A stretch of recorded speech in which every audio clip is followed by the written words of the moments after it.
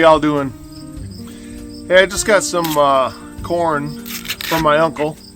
He called me a couple days ago and told me the harvest was ready. If I wanted some sweet corn, he said he had some of the best, and we already had some, and it's incredible. But so I went out there to get some, went out to pick some, and he asked me if I'd ever picked any corn before. At first he assumed I had, and I never thought of it before, but I never have. I've never picked corn off the stalk. And so he told me what to look for real quick and when it would be ripe, what's the best ones, and we went ahead and started. And I started picking corn, and while I was doing it, I was very humbled, and because I didn't do anything to prep the soil like he did in the spring. I didn't pay for anything. I didn't pay for the seed.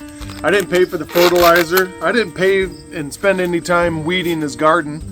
But I got to share in the harvest, and I'm telling you, it's outstanding. He didn't share anything that wasn't amazing. He shared the best he had with me, and I didn't do anything.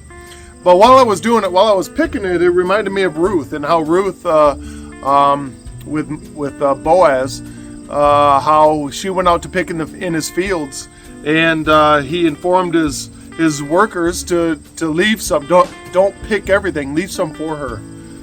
And so I read that when I got home from work today, thinking about a devotional, and I went. That reminded me of Leviticus in chapter 23, where God says in His commandments of how to live. He's teaching Israel, teaching all the Hebrews.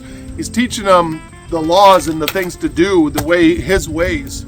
And he tells them, no, don't pick everything. When you go to harvest, don't clear out the field. Leave some for the poor, and leave some in the corners and the edges for the strangers coming through, so that they have food.